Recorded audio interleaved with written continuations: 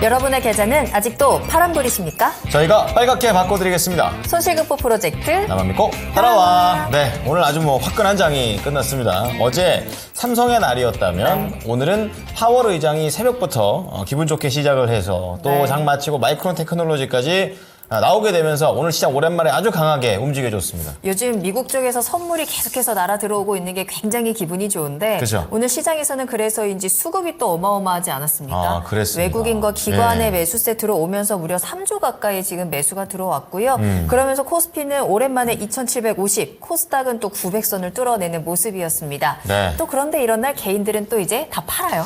이거 사야 되는데 네. 이럴 때 꼭 완전 수급이 뒤바뀌어버리는 그런 상황이 생깁니다. 어찌됐든 양 지수가 이렇게 좀 강한 상승세가 나왔고 좀 이런 것들이 여러분의 수익으로 연결됐으면 좋겠습니다. 네, 자 그러면 오늘도 수익을 위한 여러분들의 포트폴리오 점검과 또 종목에 대한 이야기 나눠볼 테니까요. 지금부터 믿고 따라오시길 바라겠습니다. 네. 함께해 주실 두 분 소개해드립니다. 토마토 투자클럽의 김근우 전문가님, 퍼스트 프라임 리서치의 손여로 팀장님 함께할게요. 안녕하세요. 어서 오십시오. 안녕하십니까. 반갑습니다.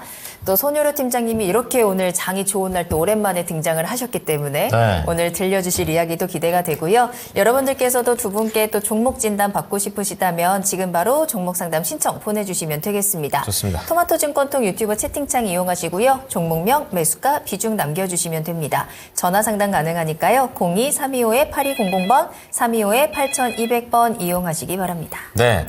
자, 오늘 하루 종일 나왔던 얘기가 되겠습니다. 하지만 이게 해석을 하고 들어도 뭔가 기분 좋은 그런 내용이기 때문에 네. 끝까지 오늘 우려보겠습니다. 자, 오늘의 주제 바로 공개합니다. 네. 미스터 파월입니다. 원래 2번 올릴까봐 걱정했었는데, 맞아요. 예, 3번 금리 인하 변함없다. 역시 사람은 기대가 적어야 행복한 것 같습니다.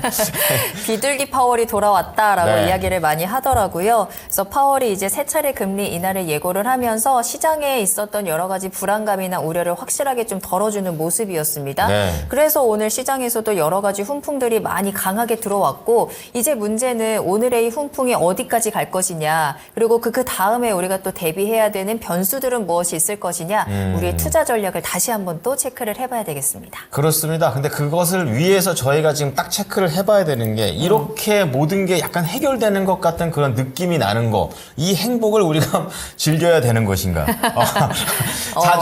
계속 좌절만 하다가 우리가 너무 좋은 걸 그동안 주니까. 너무 당했어가지고. 그렇죠. 네. 좀 굉장히 경제도가 나름 쓸데없이 올라가 있는 상태인데 이것에 대한 답부터 한번 가져가 보겠습니다. 네. 자, 손여로 팀장님께서는요. 자, 지금 FOMC에 환호했습니다. 이거 즐겨도 된다? 아니다. 조심해야 된다. 즐긴다니 무슨 말인가? 이 전문가란 타이틀을 달고 즐겨도 됩니다라고 말하기가 좀 조심스럽습니다. 네. 하지만 수급이랑 주가 추이를 봤을 때는 충분히 좀 투자가 가능하다라고 판단되고 있고요. 네. 저는 전문가이기 때문에 우리 투자분들께서 조심하셔야 될 부분만 좀 말씀을 드리면 될 것 같습니다.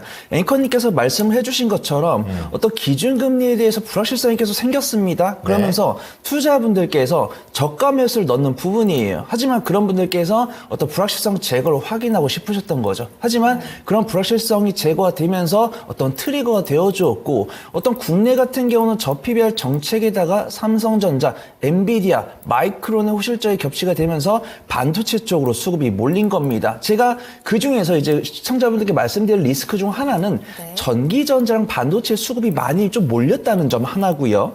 그 다음에 긍정적인 부분은 어제 같은 경우는 정말 삼성전자가 극심하게 강세를 보였다고 한다면 오늘은 SK하이닉스가 키를 맞춰주는 부분들, 그 다음에 반도체 중소형주들이 키를 맞춰주는 부분들이고 우리 투자분들께서 좋아하셨던 2차 전지가 조금 숨고르기를 하는 부분이지만 외국인과 기관의 저가 매수는 들어왔기 때문에 우려하실 필요는 없다라고 판단됩니다. 그리고 증권사 리포트를 확인을 하더라도 2차 전지, 포스코 그룹주나 에코프로 그룹주 관련해서는 긍정적인 모멘텀이 나오고 있으니까 긍정적인 투자 포인트 가능하다라고 판단되고 있고요. 네. 그 다음에 시장에 상관없이 강세를 보이는 섹터가 있죠. 바로 제약바이오입니다. 그래서 뭐 코스피 제약이나 그다음 코스닥의 바이오 쪽에도 외국인과 기관의 수급이 들어왔기 때문에 얼마든지 투자를 가능해 봐도 좋을 것 같다라고 여기까지 말씀을 드리고요. 리스크는 짧게 말씀을 드리면 될 것 같습니다. 네. 어떤 금리 인하 기대감이 있는 것이지 금리 인하가 실천이 되지 않았습니다. 그렇죠. 그런 부분에서 우리 투자분들께서 나의 본 자금으로만 투자하시면 되시는데 신용을 쓰신 분이 계시더라고요. 그래서 그 신용을 쓰신 분들은 공매도 재개 타이밍이나 어떤 내가 수익을 내고 있는데 어떤 피로도에 나의 수익이 좀 둔화될 때 그때만 조심해 주시면 좋을 것 같고요. 저는 가장 큰 리스크라고 한다면 올해 11월에 있는 미국 대선이 있을 건데 그거에 네. 대해서 장황하게 말하는 시간은 아니니까 체크만 해두시면 되시고 얼마든지 투자 전략 바꿀 수 있다. 좀 말씀을 드리도록 하겠습니다. 네.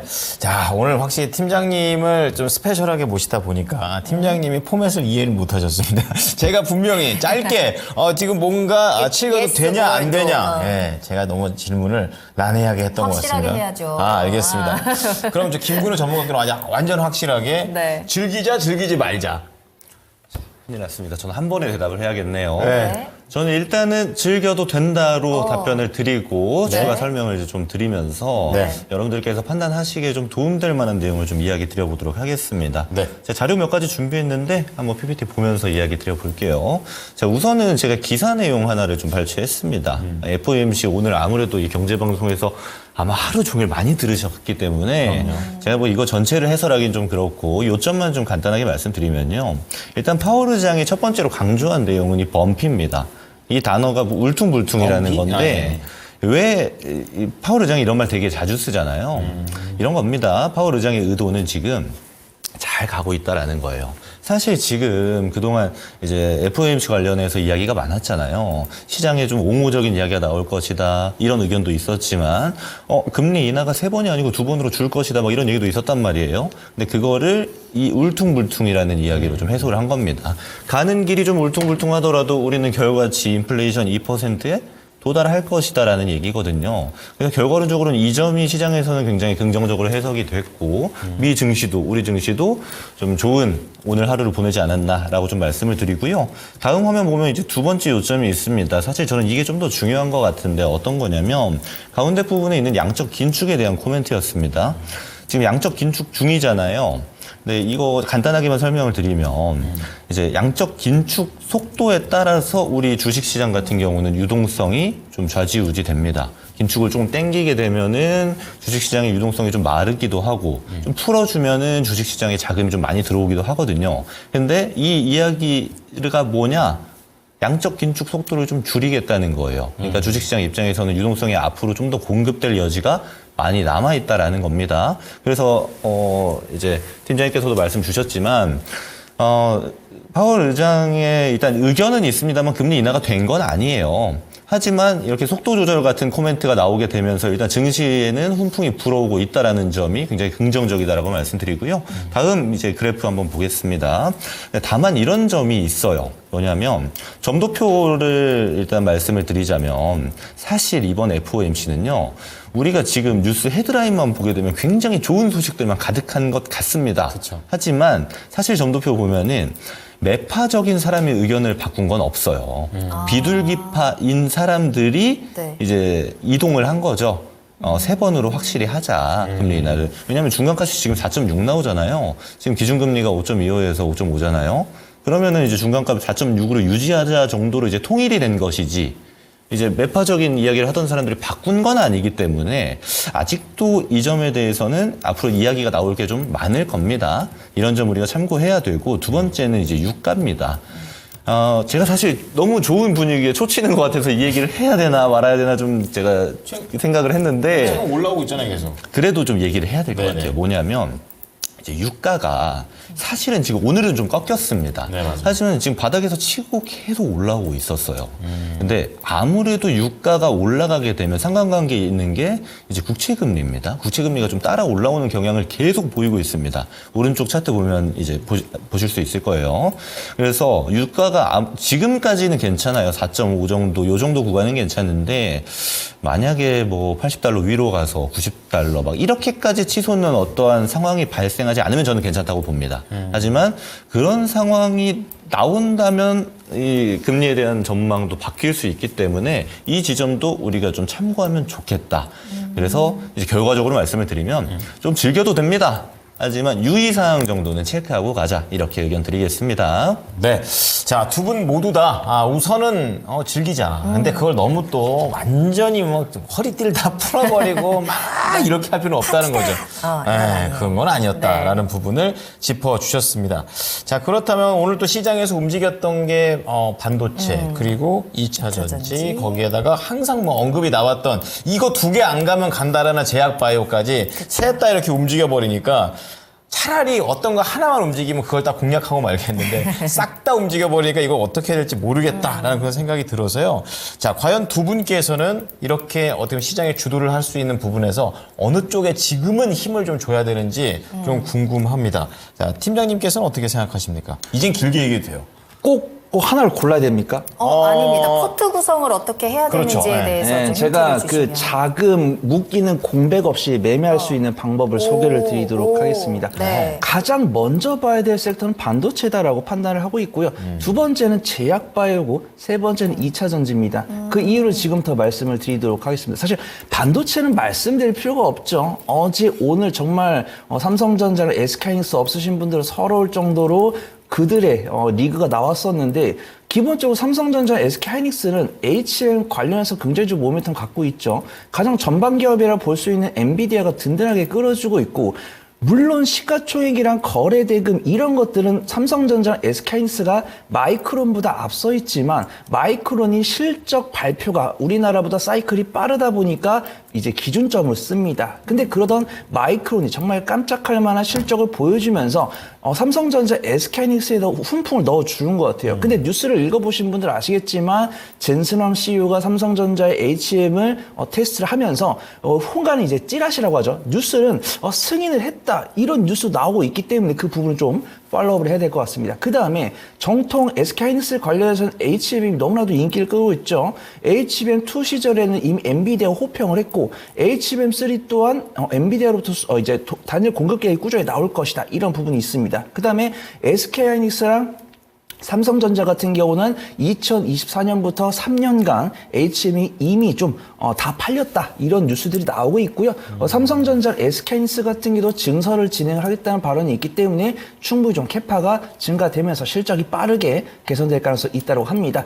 여기까지는 누구나 다 아는 부분이고요. 그런 수급 이미 나왔죠. 삼성전자랑 SK하이닉스 정말 저는 거의 10년 가까이 주시장 보면서 이 기관이 삼성전자를 900억을 하루 만에 사는 걸 처음 봤습니다. 물론 오늘 좀 단기적인 차익이 나왔죠. 그러면서 단기적인 차익만 나온 게 아니고 SK하이닉스로 물 흐르듯이 가는 모습 확인됐습니다. 그렇기 때문에 삼성전자랑 SK하이닉스는 사도 되는데 이런 종목들이 플러스 5%, SK하이닉스 같은 경우는 플러스 8% 갔기 때문에 부담스러울 수 있습니다. 근데 이런 중간에 이 두 기업을 전방 기업을 둔 기업들이 이제 밸류체인에 있는 종목들이 안 간 게 아닙니다. PSK홀딩스나 원익 IPS나 한미반도체나 이수페타시스 이런 종목들 강세를 보여줬기 때문에 충분히 좀 공략이 가능하다라고 판단되고 있고요.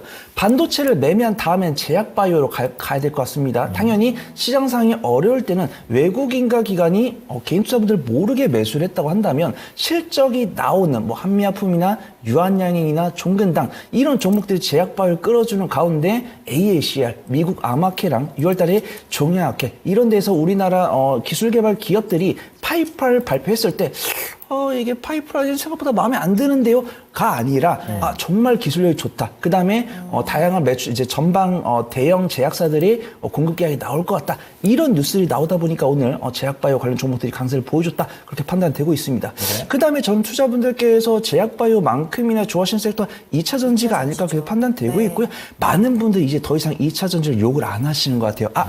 기다릴 수 있다. 실적 기저 효과가 보이는구나. 정확한 실적 기저 타이밍은 모르겠습니다. 정말 잘하는 기업들은 2분기에도 바닥을 좀 빠르게 턴할 수 있다고 판단되고 있고 증권사 리포트를 보면은 3월 달에도 턴할 수 있다라는 부분들이 있습니다. 리포트 읽어보면은 리튬이나 니켈, 원자재 가격들이 올라오고 있고 전기차 수요가 견조하고 있고 완성셀, 전방 기업들의 이 양극재 공급 계약에 대한 재고를 축적하고자 하는 의지가 있다라고 하니까 긍정적으로 보고 있는데, 만약에 이런 긍정적인 인사이트를 개인 투자분들이 긍정적으로 보고 있다라고 하면 말씀을 못 드리겠죠. 하지만 이 2차 전지, 뭐 포스코나 에코프로 그룹주들의 수급 동향을 보면은 외국인과 기관의 점진적인 매수세가 들어오고 있고, 지주사 같은 경우는 공매도가 줄어들면서 외국인 보유 비중이 늘고 있기 때문에 나는 매매를 못 하시는 분들 해도 2차 전지 관련 종목들 매매를 해보시면 좋을 것 같고, 매매를 잘 하신 분들은 뭐 장비 쪽이나 전고체 쪽 수급이 들어오면서 변동성이 동반된 그런 쪽이 좀 좋아 보인다. 좀 말씀을 드려보도록 하겠습니다. 네. 자, 손윤호 팀장께서는 지금 이 시점에서는 1위가 반도체, 2위 제약바이오, 3위가 2차 전지다. 또 이렇게 말씀을 해주셨으니까 이 순서에 맞게끔 포트폴리오 비중을 만들어 보면 어떨까라는 생각을 하게 됩니다.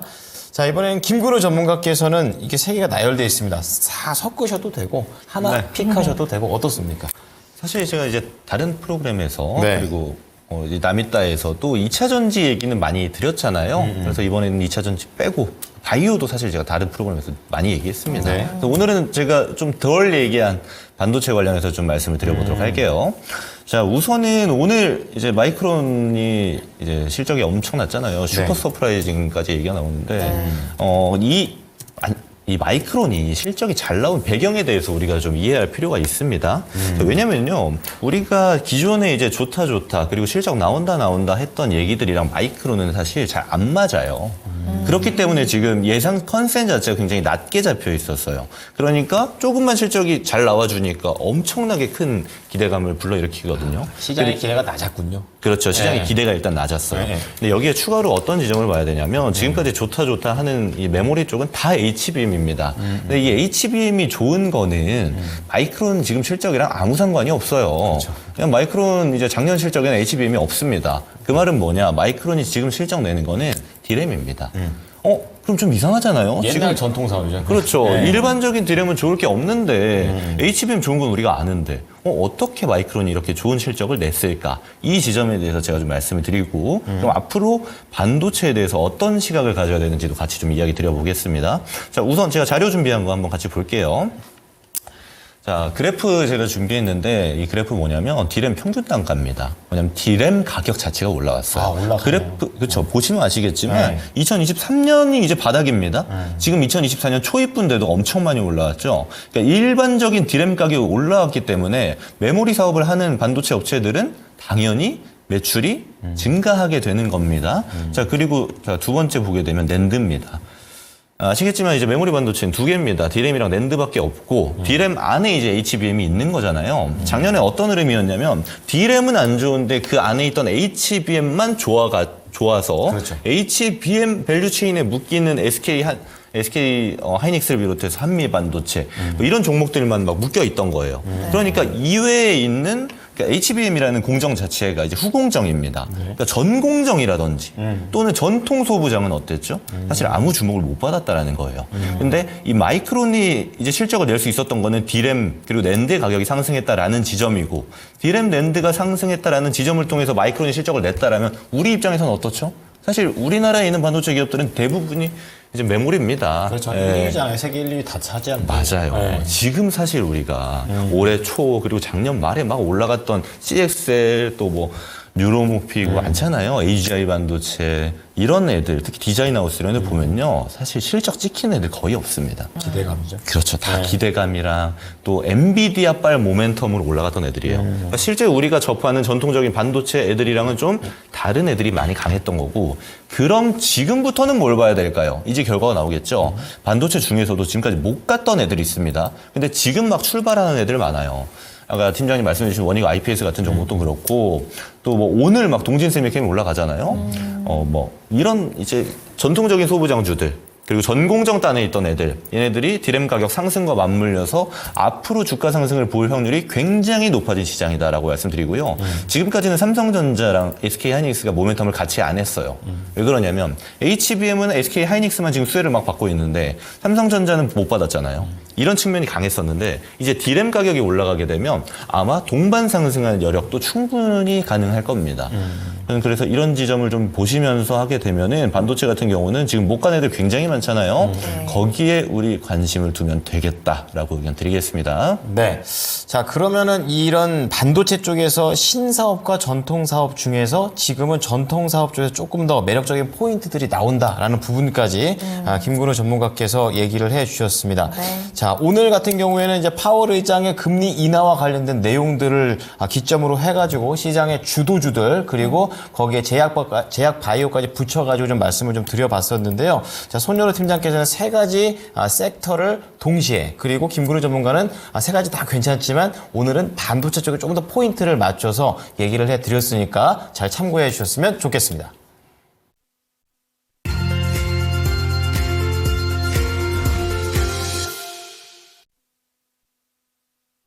네, 자 그럼 나만 믿고 따라와 저희 스피드 종목 진단 출발하겠습니다. 네. 종목명, 매수가, 비중 그리고 두 분의 설명을 듣고 나니까 나도 포트에 이거 담아봐야겠다라고 좀 고민되는 종목 있으시다면 매수 문의도 같이 남겨주시면 되고요. 전화 상담 가능합니다. 02-325-8200번, 325-8200번입니다. 네.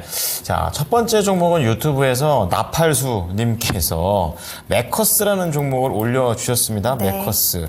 오늘 장 후반에 결국에 힘이 좀 빠지면서 0.9% 하락으로 거래를 마쳤습니다. 사셨던 가격이 좀 비슷한 가격대인데요. 15,820원이 되겠습니다. 15%. 자, 오늘 조금 오르다가 빠져버리네요. 이거 어떡할까요? 이렇게 말씀을 해 주셨는데, 자, 이 부분과 관련해서 지금 수급도 그렇고 뭔가 그럴싸한 부분이 없습니다. 약간 좀 밑으로 점점 내려만 가고 있는 그런 추세를 좀 보이는 것 같은데, 좀 자세하게 이 부분 알아보도록 하겠습니다. 자, 우선 팀장님, 이 메커스 같은 경우에는 조금 지금 요즘 나오는 얘기는 좀 아닌 종목 같아요. 이거 어떻게 해야 될까요? 네, 저는 메커스는 굉장히 개인적으로 좋아하는 종목이지만 이 매매 타이밍이라는 건 어쩔 수 없다라고 좀 말씀을 드리고 있습니다. 제가 예시를 좀 들어드릴게요. 메커스가 있고 그다음에 뭐 가온칩스가 있고 한미반도체가 있고 이스페타시스가 있고 원익 IPS가 있습니다. 이 종목들의 차트를 보면은 삼성전자랑 SK하이닉스랑 TSMC랑 그다음에 AMD를 쫓아갑니다. 그래서 제가 분류를 해드렸죠. 한미반도체랑 이스페타시스 같은 경우는 SK하이닉스를 따라가고 그다음 원익 IPS와 유진테크는 삼성전자를 따라갑니다. 에이징랜드 같은 경우는 TSMC를 따라가고요. 메커스는 AMD를 쫓아갑니다. 뉴스를 봤을 때 AMD 관련 악재는 없었습니다. 근데 투자분들 사이에서 그런 뷰가 있어요. AMD가 엔비디아한테 비비지 못한다. 그래서 메커스 같은 경우는 이제 반도체 기술 영업을 하는 유통기업인데 유통 관계사에 AMD가 있기 때문에 AMD 관련주다. 그렇게 말씀을 드리는 겁니다. 근데 실적 자체는 괜찮습니다. 분기 실적이 이제 전년 동기 대비해서 조금 아쉬운 모습을 보여주지만 반도체 업황을 고려한다고 한다면 이 정도 실적은 잘했다 그렇게 평가를 하고 있고요. 엔비디아가 치고 나간 다음에 AMD가 엔비디아한테 지지 않겠다. 우리도 GPU를 만들겠다. 뭐 SK하이닉스랑 협업을 하겠다. 삼성전자랑 협업을 하겠다. 이런 뉴스가 나왔을 때 강세를 보여주었습니다. 하지만 바통이 다시 넘어왔죠. 삼성전자랑 SK하이닉스로 넘어오면서 제가 말씀드린 삼성전자랑 SK하이닉스 관련 종목들이 강세를 보인다 판단을 해보도록 하겠습니다. AMD도 잘못이었고 메커스도 잘못이었지만 투자분들이 삼성전자랑 SK하이닉스를 좋아하시니까 이런 모습이 나온 것 같다 좀 판단을 해보도록 하겠습니다.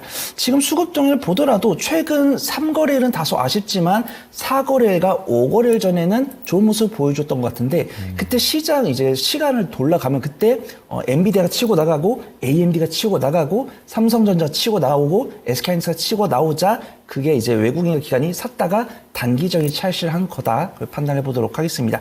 수급 동향은 아쉽지만 재물 가치 괜찮고요. 기술적 위치가 아직 지지만 이탈이 없기 때문에 막연하게 허탈하게 대응하시기보다는 조금 더 보유하시면서 AMD가 치고 나오기를 지켜보시는 게 좋을 것 같다. 좀 말씀을 드리도록 하겠습니다.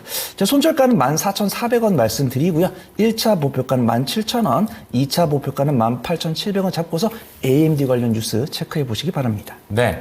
자, 첫 번째 나팔수님의 메커스가 되겠습니다. 다행히 이제 목표가가 지금 매수가보다 높기 때문에 손실 없이 나오실 수는 있지만 또 엄청나게 또 관련해서 돈을 좀 많이 벌 수 있는 상황은 좀 아니기 때문에 이 14,400원과 17,000원 사이에서 잘 운용해 보셨으면 좋겠습니다. 네. 다음 상담은 김경화님의 종목입니다. 엠로 진단할 거고요. 매수가는 59,450원, 비중 9% 담고 계십니다. 목표가 궁금하고 추가 매수도 고민을 하고 계신 상황이고요. 네. 엠로가 좀 많이 내려오는 듯 하더니 그래도 5만 원 지켜내면서 3월 들어서면서부터 다시 한번 반등이 나오고요. 특히 오늘 장에서 8% 가까이 좀 급등하는 모습이 포착이 됐습니다. 네. 63,600원 오늘 종가인데요. 이 종목 더 담을까요? 아니면 조금 더 기다려볼까요?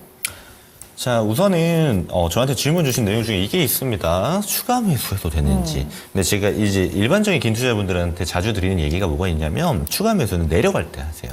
이제 올라갈 때 이제 불타기를 하겠다는 관점으로 저한테 질문 주신 것 같은데 불타기 자체가 일단 좀 스킬이 필요합니다. 그리고 그걸 해도 되는 종목들이 있고 안 되는 종목들이 있는데 이런 거 구분하기엔 난이도가 좀 높아요. 저는 그래서 일단 비중 추가에 대한 거는 안 하시는 게 좋겠다라고 먼저 말씀을 드리고요. 왜냐하면 엠로가 거기에 해당하는 종목이 아닙니다. 지금 전형적인 기술적 반등이거든요. 얘가 지금 어떤 시장의 중심이 되는 이슈에 있다라거나 좋은 재료가 있다라고 하는 게 아닙니다. 단순히 이제 AI 그리고 클라우드 관련돼서 모멘텀을 받다가 그 중심에 있는 종목이 되지 않다 보니까 내려온 거거든요. 제가 이 차트를 보면서 이건 설명을 드릴게요. AI하고 클라우드 하면요, 웬만하면은 하지 않더라도 테마단에서 수급이 들어오는 경우 굉장히 많습니다. 근데 그렇게 중심이 되었던 올해 초에 보세요. 엠로 같은 경우는 다른 AI 종목에 비해서 상승률이 굉장히 크지 않습니다. 그러니까 시장의 중심에 있지 않다라는 거죠. 그렇다 보니까 AI가 조금씩 내려오기 시작할 때부터 모멘텀 있고 내려오는 거예요. 근데 하락한 거에 비해서 어느 정도 이제 기술적 반등이 발생하는 건데 이제 여기 분기점이 65,000원 되면 올 겁니다. 여기서 더 끌고 갈 거냐 말 거냐. 어떤 분기점이냐면 얘한테 어떠한 시장의 이슈가 발생을 해야 돼요.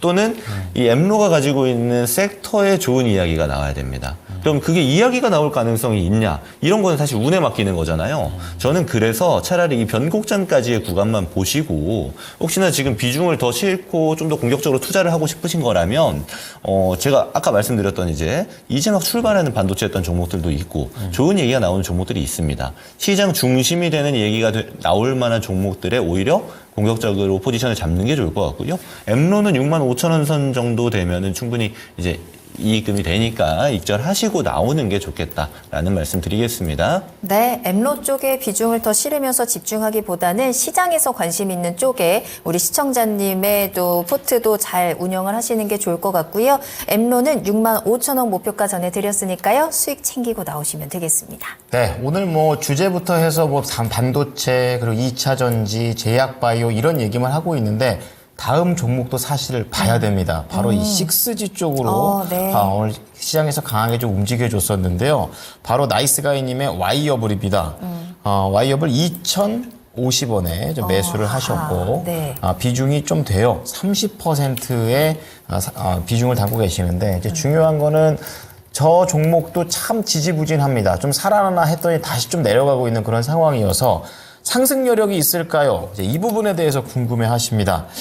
또 5G, 6G 하면 또 유명한 종목들이 많은데 와이어블 조금은 좀 생소한 느낌이 있습니다. 자, 팀장님 어떻게 보십니까? 네, 와이어블이라고 하면 생소하실 수 있는데 네. 전파기지국이라고 하면 아마 다들 많이 아실 겁니다. 바꿨군요, 이름을. 네, 보통 이제 5G나 6G 관련했을 때 우리가 스윙 관점, 중장기적으로 접근할 종목군들이 있다라고 한다면 뭐 전파기지국이나 뭐 에이스테크 이런 종목들 단기 트레이딩으로 많이 이용이 됩니다. 근데 그렇다고 해서 뭐 전파기지국 이 와이어블이 그렇게 뭐 소형주다 그렇게 평가는 되지 않고 있고요. 근데 아쉽네요. 오늘 상승하기 전으로 돌아가면 시가총액이 약 800억에서 850억 정도 되는 수준이기 때문에 작죠. 이렇게 뭐 적극적으로 이제 권장이 될 수 없는 그런 종목이다. 그쵸. 좀 말씀을 드리고, 저는 궁금합니다. 우리 시청자분께서 오늘 사셨는지 아니면 저번에 샀는데 청산기회를 놓쳤다가 다시 한번 청산기회가 왔는지 잘 모르겠는데 일단 오늘 사시지 않았을까 좀 조심스럽게 판단을 해보고요. 다행히도 5G나 6G 관련했을 때는 단기적으로 하루나 이틀 정도 시세가 더 될 거다라고 판단됩니다. 일단은 5G 관련 종목들이 정말 2022년에는 정말 험난한 길을 걸었습니다.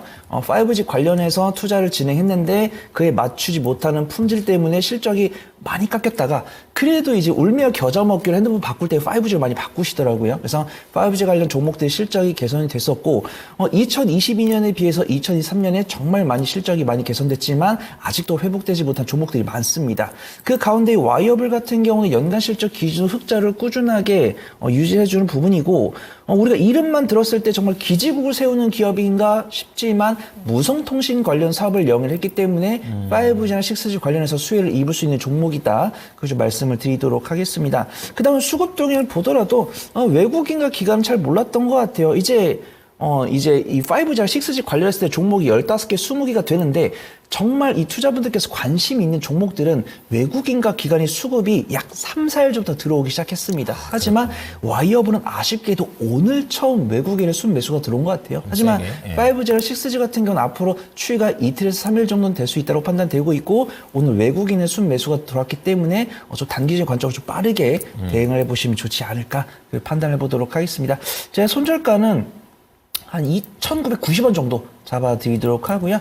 1차 목표가는 2,250원, 2차 목표가는 2,450원을 잡고서 오늘 방송 마지막까지 지켜봐 주시면은 좋은 종목 받아가실 수 있지 않을까 판단해 보도록 하겠습니다. 네, 야 복선이 있네요. 히든카드 예고까지. 그렇습니다. 히든카드까지 상승 시세 연속성이 2, 3거래일 정도. 그러니까 길게 잡아야 다음 주 월요일 정도까지, 월화 정도까지니까 잘 이런 시세를 이용하셔가지고 알려드렸던 목표가와 손절가로 잘 대응해 보셨으면 좋겠습니다. 네, 자 그렇다면 다음 종목은요. 자두야님께서 오셨고요. KN솔 진단하겠습니다. 19,270원 매수하셨네요. 비중은 또 30% 적지는 않은데 3월 8일에 매수를 하셨고 그래도 수익이 났었습니다. 이 종목 역시 엔비디아에 좀 수혜를 받아가면서 액침 냉각으로 좀 모멘텀 강하게 받았었고요. 근데 시청자님 목표가로 생각하셨던 가격이 25,000원이다 보니까 이때 급등할 때 24,000원까지 갔거든요.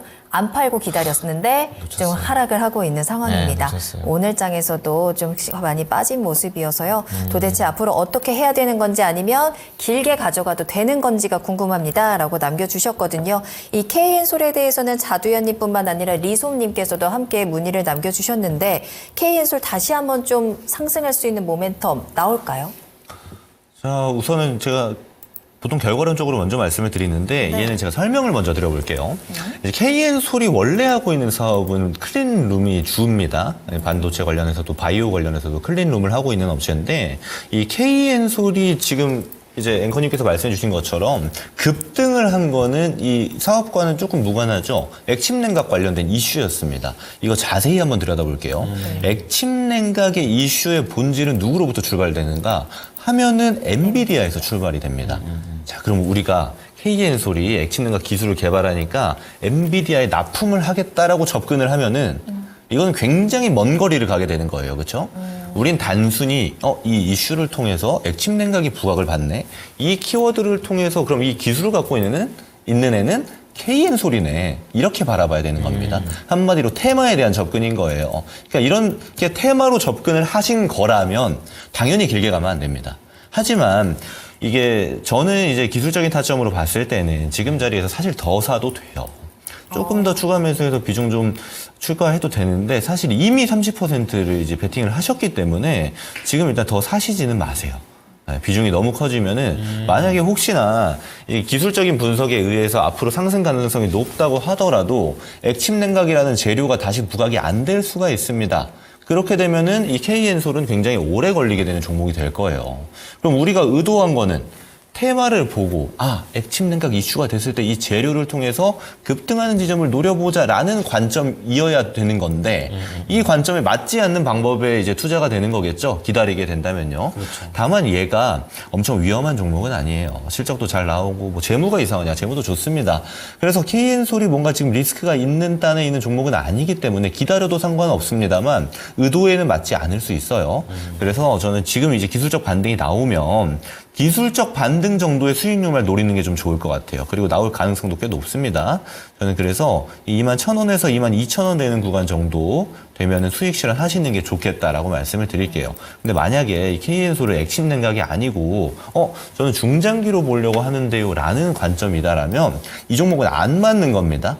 다른 종목을 보시는 게 맞아요. 중장기적으로 모아가야겠다라고 출발하는 종목들을 보시는 게 맞지 K엔솔은 중장기로 볼 종목이 아니다라고도 같이 말씀드리겠습니다.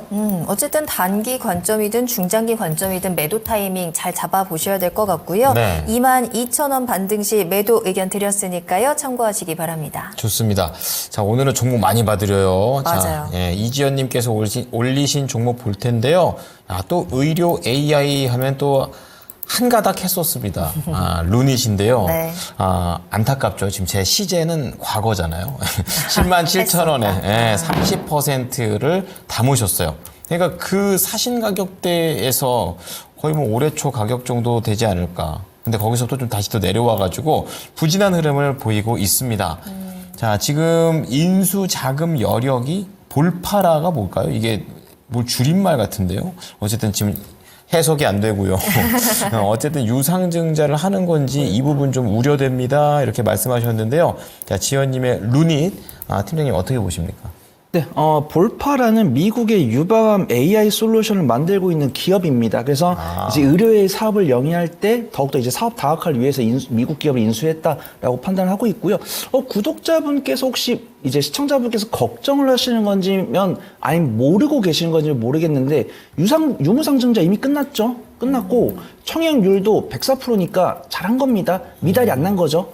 그 다음에 볼파라 같은 경우도 인수가 결정이 됐기 때문에 자금이 집행이 될 겁니다. 근데 저는 이제 유무상 증자를 보면은 이제 내용이 봤을 때 운영 자금이 타법인 취득 자금보다 큰 것이 아쉽다. 이렇게 말씀을 드리는 건데 이미 다 선반영이 됐기 때문에 이제 루닛이 앞으로 자기 본업만 잘하면 된다. 좀 말씀을 드리도록 하겠습니다.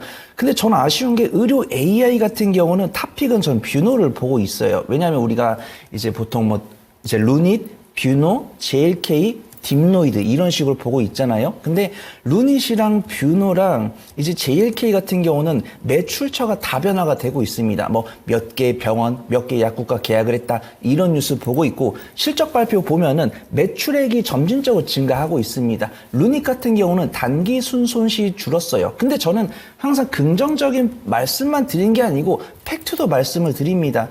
우리가 의료 AI 같은 경우는 상장한 지 얼마 안 됐기 때문에 중장기적인 보유에는 문제가 없습니다. 그러면 이 의료 AI를 둘러싼 기대감이 실적으로 반영되는지를 봐야 되는데 저는 의료 AI를 작년 상반기부터 이제 리포트를 읽어왔었는데 아쉽게도 흑자 전환 시점이 나도 모르게 밀려나고 있습니다.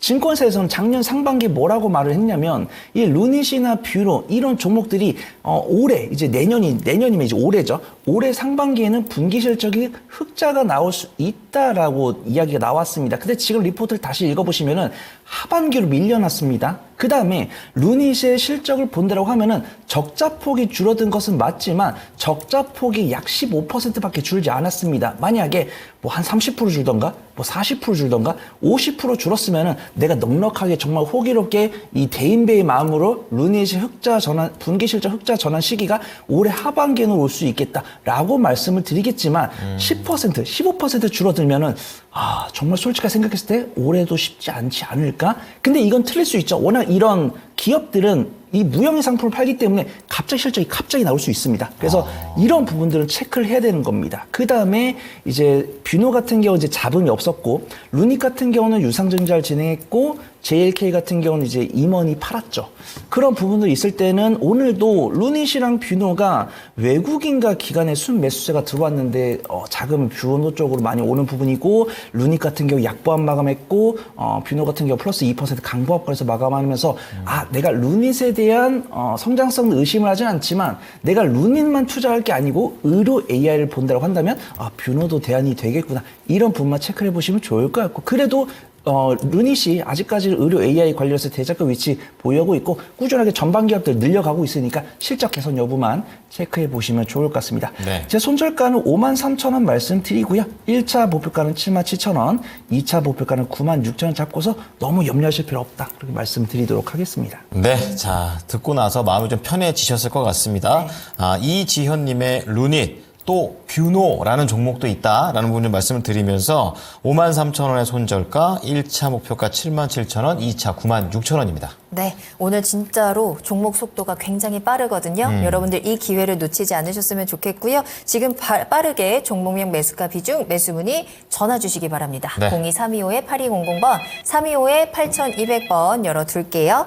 자, 다음으로 만나볼 종목은 이 종목도 정말 많은 분들이 또 뜨겁죠. 신청을 요새 해주시거든요. 맞아요, 예. 유한양행을 살펴보도록 하겠습니다.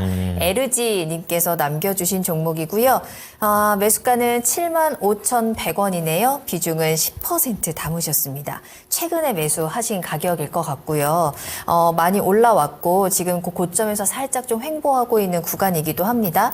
뭐 렉나자를 비롯해서 실적에 대한 기대감 그리고 신약에 대한 기대감 여러 가지 기대감들 좀 받아가면서 주가 우상향 잘 하고 있는데요. 지금 잠깐 이 횡보하는 구간을 어떻게 좀 대응을 해야 되는 건지 우리 전문가님의 의견 어떠실까요? 네, 우선 유한양행이 지금까지 보여줬던 이 모멘텀들을 좀 추가해서 뭔가가 지금 필요한 시점이긴 해요. 전형적인 변곡점 구간입니다. 기존에 이제 3상 간다, 2상 간다, 3상 간다 하면서 통과됐던 것들이 이제 실적으로 좀 보여주고 성과로 보여줘야 되는 시점도 되었고 또 하나는 새로운 신약에 대한 모멘텀이 좀 필요합니다. 아시다시피 이제 4월에 AACR이 있어요. 근데 우리가 기대하는 거는 AACR 시작하면은 우리 바이오 관련 기업들, 특히 유한양행처럼 대령 제약주들이 좀 더 모멘텀을 받지 않을까 이런 기대감이 좀 있어요. 하지만 아마도 그리고 지금까지 그래왔던 것처럼 4월 AACR에서는 규모가 있는 기업들은 좀 주목받기가 어렵습니다. 그리고 어려울 겁니다, 이번에도. 아무래도 AACR에서 집중하는 것이 보통은 이제 막 출발하는 단에서 보여주는 데이터들을 보다 중심적으로 관심 갖기 마련이거든요. 그러면 유한양행이나 사실 규모가 있는 플랫폼 단 바이오 기업들도 지금 잘 가는 애들 많거든요. 그럼 얘네들은 어디서 모멘텀을 찾아야 되냐라고 저한테 물어보실 수가 있는데 차라리 6월에 아스코 합니다. 그럼 아스코 할 때 유한양행이나 여타 다른 지금 상단부에서 이제 좀 기고 있는 친구들이 있어요. 뭐 레고캠 바이오도 있고요. 또 알테오젠도 쫙 상승했다가 상단부에서 약간 좀 지지부진해지고 있고요. 이런 모멘텀 보여주는 좀 규모 있는 바이오 기업, 바이오테크 기업들이 있거든요. 이제 얘네들은 6월에 한번 기대감을 좀 가져보면 좋을 것 같아요. 그리고 지금 유한양행이 이제 전고대에 일단 딱 물려 있어요. 근데 사실 좀 이건 좋은 겁니다. 왜냐면요. 이렇게 유한양행처럼 얘네 이제 시가총액도 6조가 되는 기업이 이렇게 고점대에서 매물들을 막 소화하고 있는 움직임이잖아요. 이런 거는 사실 유한양행 입장에서 좋은 겁니다. 흔히 말해서 잘 버티고 있는 거예요. 왜냐면 매물 맞고 쭉 떨어지는 기업도 굉장히 많잖아요. 저는 이 횡보기가 오히려 이 유한양행을 좀 담을 수 있는 기회가 될 수 있다라고 보고요. 다만 지금 평단보단 가격이 위니까 지금 막 추가를 매수를 하시거나 하시지 말고 지금 일단 15% 비중 정도 좀 들고 가면서 대응해 보시면 될 것 같습니다. 목표가를 제가 드리자면 일단 전고대 위는 충분히 뚫을 것 같아요. 지금 바이오주 흐름을 봐서도 유한양행의 흐름을 봐서도요. 그래서 전고대 위에서 일부는 좀 수익 실현하고 아마도 이때 되면은 시간이 좀 걸리면서 갈 겁니다. 그래서 가서 위에서 모멘텀이 어떤 게 나올지 모르겠습니다만 혹여나 신약 관련된 모멘텀이 있다라면 가격을 좀 더 위까지 보셔도 되겠다라는 말씀도 같이 드리겠습니다. 그러면 최종적인 목표가를 딱 정할 수는 없을까요? 지금? 최종적인 목표가는 그때 이제 어떤 모멘텀을 재료인지에 보고. 따라서 또 차이가 있을 수 있으니까 우선은 일부 비중 수익 실현은 전고대 정도가 좋을 것 같아요. 네, 알겠습니다. 유한양행에 대해서 긍정적인 횡보다 현재의 횡보는 진단을 해주셨고요. 조금 더 지켜보겠습니다. 언제까지? 6월까지. 6월에 학회에서 어떤 모멘텀 나오는지 기다려보고 그 당시에 그 재료와 함께 다시 한번 더 높은 목표가 체크할 수 있을 것 같고요. 단기적으로는 77,000원 위쪽으로 올라가면 수익을 어느 정도 챙기시는 것도 안전한 투자 전략이 되겠습니다. 좋습니다. 자, 이번에는요, 홍굿님께서. 굿. 네. 로봇의 필수죠. 감속기 관련된 종목들 여러 가지가 있는데. 그 종목 전에 저희 하나 더 볼까요?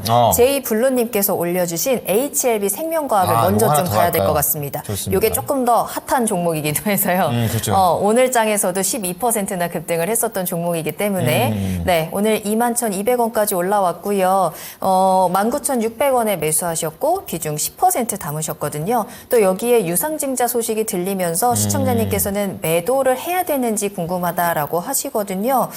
팀장님, HLB 생명과학 유상증자가 악재일까요? 호재일까요? 팔아요? 아니면 성격이 가져가요? 중요하잖아요. 네, 굉장히 스페셜 게스트 호되게 당하고 있습니다. 지금 왜요? 종목 상당 깊이 3대장 중 하나가 HLB거든요. 진짜요? 신성 델타테크 HLB 알테우제는 어떻게 이야기를 해도 비난을 피해갈 수 없는 종목입니다. 하지만 소신껏 말씀을 드려보도록 하겠습니다. 네. 우선 이제 HLB 리보세라닙의 이 승인이 5월 13일인가 15일이기 때문에 그때까지는 들고 가야 된다라고 판단됩니다. 하지만 우리 시청자분께서 수익 중이시기 때문에 조금 기술적 분석을 해보고 일단 후퇴를 할지 말지를 좀 결정을 해봐야 된다고 판단됩니다. 일단은 지금 오늘 종가가 21,200원이고 수급량 오늘 굉장히 괜찮죠. 외국인과 기관의 쌍끌이 순매수가 들어왔고 외국인의 순매수 금액이 특히 큰 상황입니다.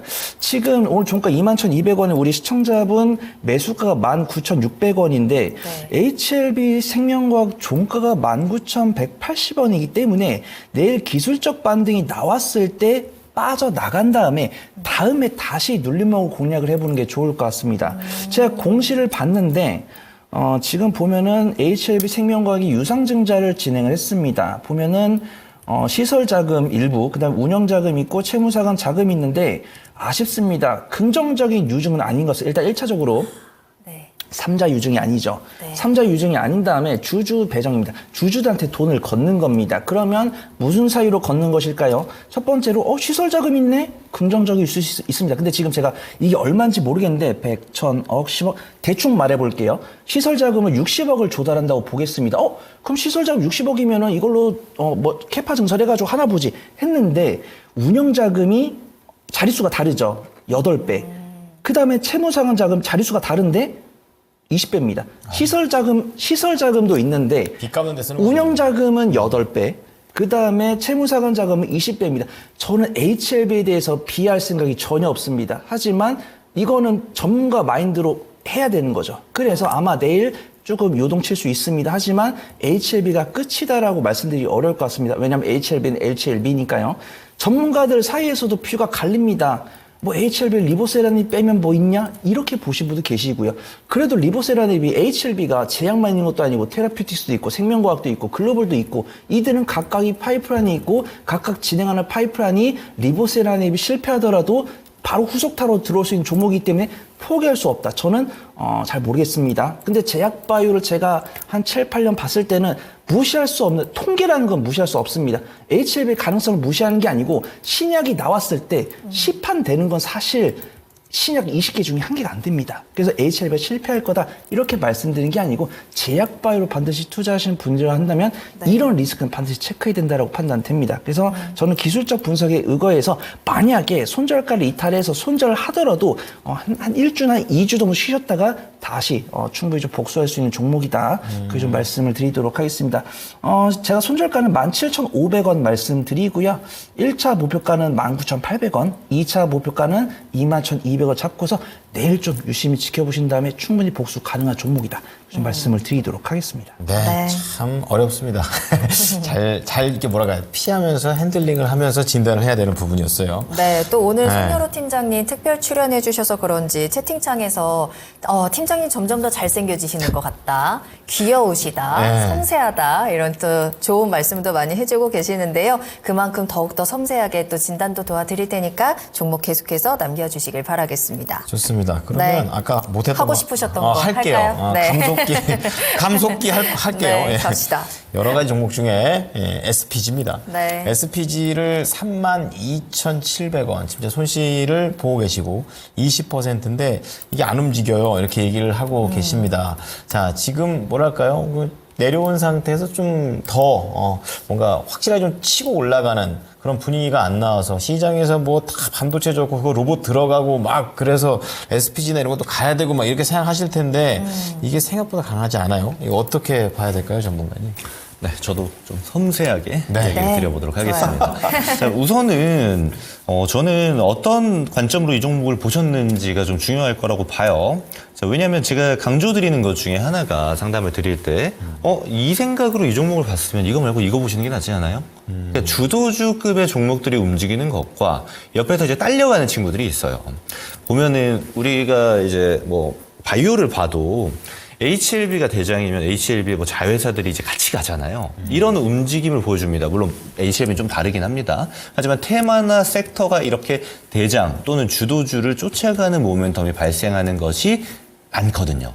SPG가 대표적으로 그런 종목입니다. 사실 감속기를 보고 SPG를 매수하시진 않으셨을 거예요. 아무래도 이제 로봇 테마에 많이 이제 들어오는 SPG다 보니까 그러면 로봇 테마가 그동안 시장에서 주도 섹터였는데 얘네가 많이 내려왔네. 한번 올라오지 않을까 하는 관점으로 아마 매수를 하셨지 않았을까라고 저는 봅니다. 하지만 그런 관점이다라면 SPG 말고 차라리 대장급 종목들이 좋아요. 지금 또는 이제 매수하셨던 가격대에 있었을 때, 올해 초에 봤을 때 로봇의 움직임을 주도하던 종목이 어떤 거였죠? 자, 대표적으로 2개 꼽을 수 있을 겁니다. 먼저 출발했던 레인보우 로보틱스가 있을 거고요. 그리고 이제 나중에 이제 상장되었던 두산 로보틱스가 이제 대장급 움직임을 보여주는 두 종목이 될 거예요. 그리고 지금 와서는 이제 삼성향을 띠고 있는 이렌시스 정도가 이제 주도적인 움직임을 보여주곤 합니다. 그러면 우리가 이렇게 로봇주들이 어떤 흐름을 보여줬는지를 봤다라면 SPG를 사시겠습니까? 아니면 대장급 종목들을 사시겠습니까? 왜 제가 이게 중요하다고 말씀드리냐면요. 레인보우 로보틱스랑 SPG가 같이 올라갔다고 볼게요. 레인보우 로보틱스가 분명히 다른 로봇주들 끌고 갔을 겁니다. 뭐 스맥이라는 종목도 있고 뭐 많잖아요. SP 시스템도 있고. 그러면 로봇 관련 테마주들을 레인보우 로보틱스가 끌고 올라갔어요. 내려올 때는요, 레인보우 로보틱스 3% 내려올 때 SPG 같은 종목들 4%, 5%씩 떨어질 겁니다. 이게 주도주와 주도주에 딸려가는 종목들의 흐름이거든요. 저는 그래서 오히려 지금 타이밍에 로봇주를 보고 계신 거라면 SPG 또 올라갈 가능성 높습니다. 로봇주들 자체가 지금 턴어라운드 하는 그런 시장이기 때문에 앞으로 올라갈 가능성이 높은 건 사실입니다만 저는 그렇게 볼 거라면 SPG 말고 차라리 주도주 대장주급 두산 로보틱스나 레인보우 로보틱스 또는 좀 더 변동성 있는 거 괜찮다 싶으면 이렌시스 정도 이렇게 보는 게 오히려 낫지 않나라고 의견 드리고요. 당장 종목 교체가 좀 어렵다. 저는 손절 잘 못해요 하시면은 그렇죠. 네. 본절가까지 올 겁니다. 충분히 올 종목이기 때문에 한 33,000원, 34,000원 정도 가격대에서 익절을 하시고 주도주급 종목들로 관심을 이동하시는 게 좋겠다라고 말씀드리겠습니다. 네. 네, 말씀하시죠. 제가 끊었나요? 죄송합니다. 괜찮습니다. 예. 자, 우리 홍구님이 SPG 말씀을 해주셨는데, 더 큰 종목이 유리하다라는 힌트를 좀 드리면서, 손실 없이 33,000원에서 34,000원 사이의 목표가로 잘 나오신 다음에 갈아타 보시는 거 권유드리겠습니다. 네, 종목 한 가지만 더 빠르게 살펴볼게요. 알베로또님의 JNTC입니다. 12,350원에 매수하셨고요. 10%. 매수하신 이후에 이 종목 좀 급등도 나왔어서 수익을 잘 내고 있었는데 오늘 갑자기 또 크게 하락하는 모습이 나타나면서 12,370원까지 내려왔거든요. 이제 수익이 정말 간당간당한 상황이에요. 딱 본전까지 내려와서 계속 좀 가져가도 되는 건지 궁금합니다. 라고 하시는데 오늘 왜 이렇게 많이 떨어졌을까요? 아쉽습니다. 제가 떨어진 이유라도 모르면 무슨 수를 써서도 긍정적인 말씀을 드릴 텐데 부정적인 뉴스가 나와버렸습니다. 어떤 거가 일단 있었어요? 기업 계열을 보면은 강화유리 사업부문과 휴대폰용 커넥터 사업을 영위를 하고 있기 때문에 휴대폰 부품주다 그렇게 보시면 좋을 것 같고요. 실적 추이를 보니까 올해 실적 턴어라운드 될 것으로 보입니다. 2021년, 2022년 적자였는데 2023년 흑자로 전환될 것으로 확인됩니다.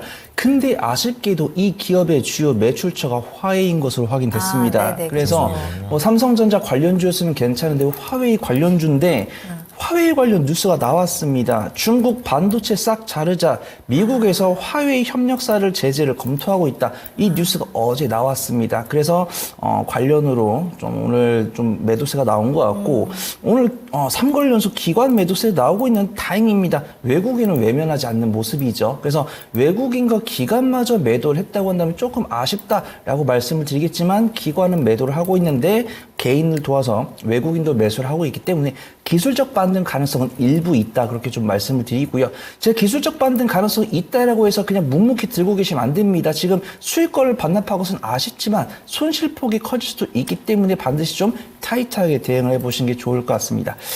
근데 미국에서 중국을 제재한다고 하는 보통 다 진행이 되기 때문에 추가 하락 가능성이 조금 더 높다 좀 말씀을 드리도록 하겠습니다. 제가 손절가는 짧게 잡아드릴게요. 11,600원 잡아드리고요. 1차 목표가는 13,300원, 2차 목표가는 14,100원 잡아드립니다. 부탁드리고 기술적 반등 나왔을 때 안전하게 빠져나오시기를 당부드리도록 하겠습니다. 네, 중국 스마트폰 부품주이기 때문에 이 중국과 관련해서 미국에 대한 관련해서 좀 영향을 크게 받았습니다. 네. 리스크 관리하셔야 될 것 같고요. 11,600원 손절가, 13,300원, 14,100원 목표가입니다. 자, 1부는 여기까지 보도록 하겠고요. 2부에서는 또 하필이면 또 손실이 나고 있는 종목이 되겠습니다. PCB 쪽의 또 대표적인 종목 네. 중에 하나인 심텍이 되겠는데요. 비중도 적지 않으시기 때문에 이거 어떻게 우리가 헤쳐나와야 되는지 오늘 또 강하게 좀 상승을 맞아요. 했지만 네. 아직까지 손실이기 때문에 이 부분에 해결 방법 잠시 후에 말씀드리도록 하겠습니다. 네, 자 그럼 저희는 2부로 돌아오겠습니다. 계속해서 나만 믿고 따라와.